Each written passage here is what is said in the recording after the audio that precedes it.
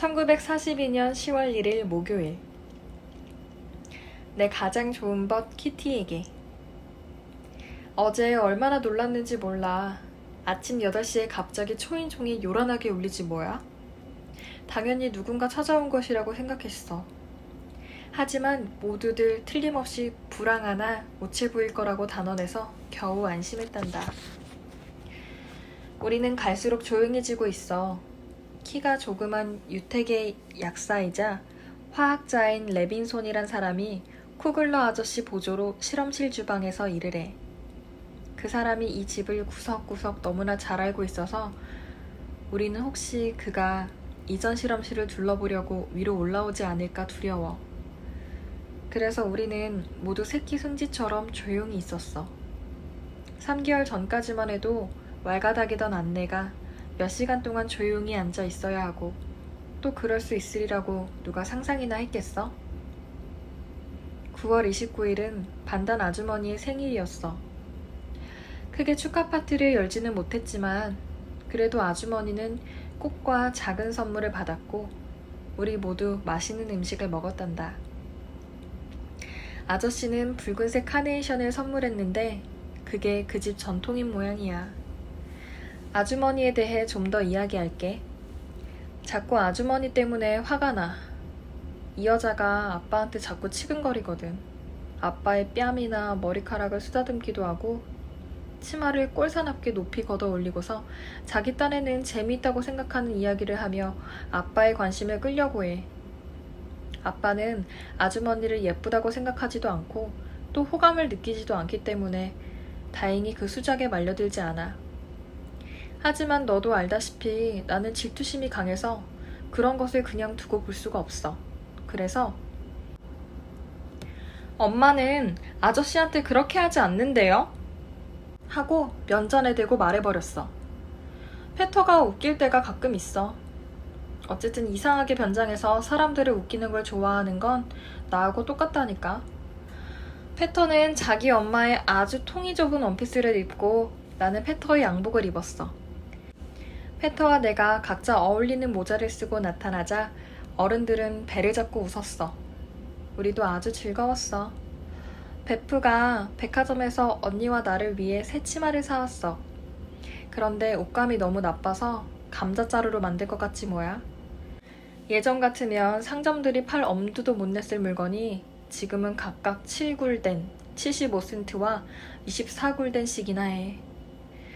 베프가 언니와 페터 그리고 나를 위해 속기 수업을 신청해줘서 우린 좋은 결과를 기다리고 있어. 내년에 우리가 얼마나 완벽한 속기사가 되어 있을지 기대해보렴. 하여튼 나는 그런 암호문을 배우는 것이 매우 중요하다고 생각해. 너의 안내가. 1942년 10월 3일 토요일. 내 가장 좋은 벗 키티에게. 어제 나는 반단 아저씨와 함께 침대에 누워 있었다는 이유로 놀림을 당했어. 벌써부터 스킨들이라니. 하나같이 그런 식으로 말하는 거야. 물론 말도 안 되는 소리지. 나는 아저씨와 자고 싶은. 괄호 열고 물론 일반적인 의미로. 괄호 닫고. 마음이 전혀 없으니까. 어제 또 의견 충돌이 있었어. 엄마가 지긋지긋해했어. 엄마는 아빠에게 내 잘못을 다 일러바치더니 격렬하게 울기 시작했어. 당연히 나도 울었지. 그렇지 않아도 두통이 심해서 괴로웠거든. 나는 결국 엄마보다 그를 훨씬 더 좋아한다고 아빠에게 말해버렸어. 아빠는 그건 곧 지나가 버릴 과정이라고 했지만 나는 그렇게 생각하지 않아. 나는 더 이상 엄마를 참을 수가 없고 엄마에게 비난의 말을 퍼부어대지 않으려면 억지로라도 감정을 억눌러야 해. 솔직히 난 엄마의 얼굴을 때릴 수도 있을 것 같아. 내가 어쩌다 엄마를 그토록 끔찍하게 싫어하게 되었는지 모르겠어.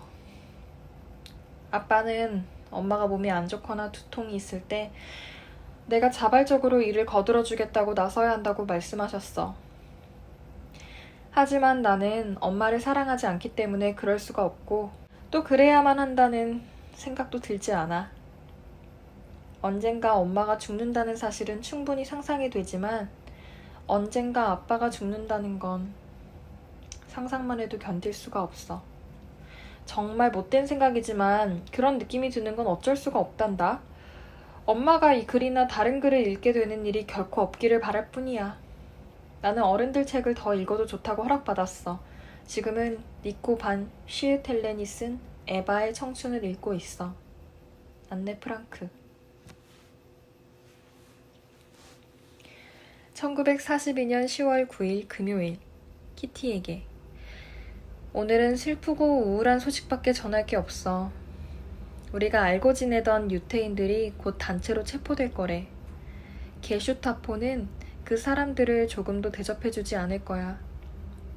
유태인들은 가축 운반하는 트럭에 실려 드렌테 지역에 있는 대규모 유태인 수용소 베스터보르크로 가겠지? 미프 아주머니가 베스터보르크 수용소에서 도망 나온 사람들에 대해 이야기한 적이 있는데 그곳은 정말 끔찍하대. 먹을 것은커녕 마실 물조차 구하기 힘들대. 하루에 1시간만 물이 나오고 화장실 하나와 세면대 하나를 수천 명이 함께 사용한대. 또 남녀 구분 없이 모두 뒤섞여 잠을 자야 하고 여자와 아이들은 대부분 머리를 빡빡 밀어야 한다는 거야. 탈주는 거의 불가능해. 빡빡 밀어버린 머리나 외모 때문에 유태인이라는 표시가 금방 나거든. 네덜란드가 이토록 좋지 않은 상황인데 도대체 폴란드는 어떨까? 우리는 그곳에 있는 유태인 대부분이 학살됐을 거라고 생각해. 영국 방송에서는 나치가 가스로 사람을 죽인다고 하던데 그게 아마 가장 빨리 죽이는 방법일 거야. 너무나 혼란스러워. 미프 아주머니는 그처럼 끔찍한 이야기를 실감나게 해주면서 본인도 덩달아 흥분하곤 해.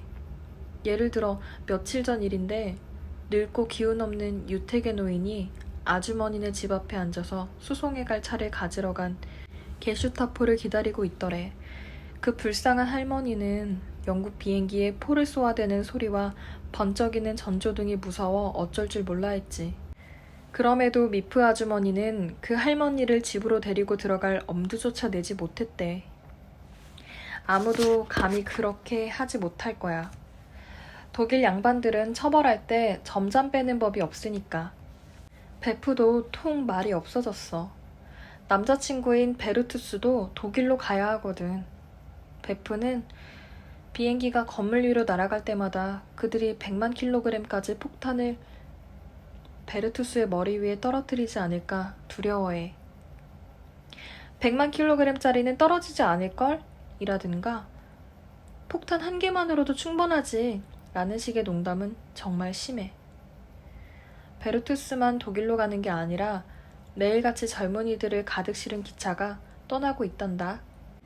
기차가 작은 역에 멈췄을 때 몰래 기차에서 내려 안전한 곳에 숨는 데 성공한 사람들도 덜어 있겠지만 도주에 성공할 확률은 매우 낮을 거야. 아직 이 장송곡은 끝나지 않았어. 인질에 대해 혹시 들어본 적 있니? 나치가 방해자들을 처벌하기 위해 도입한 거란다. 이보다 더 끔찍한 일은 상상할 수 없어. 죄 없는 저명인사들이 체포되어 죽음을 기다리고 있어. 태엽의 주동자를 잡지 못하면 게슈타포는 너무나도 태연하게 5명의 인질들을 벽에 세우는 거야. 그 사망 기사가 자주 신문에 실리곤 해. 그러고는 그 범죄 행위를 일컬어 운명적인 불행, 운운하지. 독일인들은 정말 대단한 민족이야. 나도 사실은 독일인이지만 아니야. 히틀러가 우리를 무국적자로 만든 지 이미 오래잖아. 뿐만 아니라 독일인과 유태인이 서로에게 품고 있는 적개심은 이 세상 그 어떤 것보다도 클 거야. 너의 안내. 1942년 10월 14일 수요일. 가장 친한 벗 키티에게. 너무나 할 일이 많아. 어제는 아름다운 니베르네즈에서 한 장을 번역하며 단어를 정리했어. 그러고는 쓸데없는 계산 문제를 풀고 나서 프랑스 언어학 이론 3장을 번역했거든? 오늘은 프랑스 언어학과 역사를 공부해야 해. 매일 이렇게 쓸데없는 계산 문제를 풀고 싶진 않아. 아빠도 수학이라면 끔찍해. 물론 아빠보다는 더 잘 풀 수 있지만. 실제로는 우리 둘 다 썩 잘하지 못해서 항상 언니에게 도움을 청해야 해. 그래도 속기만큼은 열심히 하기 때문에 내가 우리 셋 가운데 가장 진도가 빠를 거야. 얼마 전에 스토르머 가를 읽었는데 아주 좋은 작품이지만 역시 요프테 호이를 능가하지는 못해. 그 두 책에 자주 같은 말이 나오는데 저자가 같으니까 그럴 수밖에 없겠지? CC반 마르크스 펠트는 정말 글을 잘 써. 나는 그녀의 책을 내 아이들에게 꼭 읽힐 거야. 그 밖에도 퀘르너의 희곡을 여러 편 읽었어. 글솜씨가 훌륭한 것 같아. 이를테면 헤트비히나 브레멘에서 온 사촌, 여가정교사, 녹색 도미노 같은 작품들이란다. 엄마, 언니와 나는 다시 사이가 좋아졌어. 사실 이렇게 지내는 게 훨씬 편하기는 해. 어제 저녁에 언니와 나는 내 침대에 나란히 누웠어. 좁아서 답답하기는 했지만 그래서 더 재미있었어. 언니는 내 일기장을 한번 봐도 되느냐고 물었어. 나는 몇 군데는 읽어도 괜찮아 하고 대답하면서 언니의 일기장도 내게 보여줄 거냐고 물었지. 내 일기장을 읽게 해주면 언니도 자기 일기장을 보여주겠대. 그러다가 우리는 앞날에 대해 이야기하게 되었고 나는 언니가 무엇이 되고 싶은지 물어보았어. 하지만 언니는 그것이 큰 비밀이라도 되는 것처럼 말을 하지 않으려고 드는 거야. 나는 분명 가르치는 일과 연관이 있을 거라고 생각했어. 물론 맞는지는 모르지만 그쪽일 거라고 짐작해. 사실 이렇게 끈질기게 궁금해하면 못 쓰는데. 오늘 아침 나는 페터를 쫓아낸 다음 그 애의 침대에 누웠어. 페터는 화를 냈지만 난 그런 것쯤에는 아랑곳하지 않아. 어제 저녁 페터에게 사과를 한 개 주었으니까 그 애도 한 번쯤 내게 친절하게 굴어도 되잖아? 다음에 또 소식 전할게.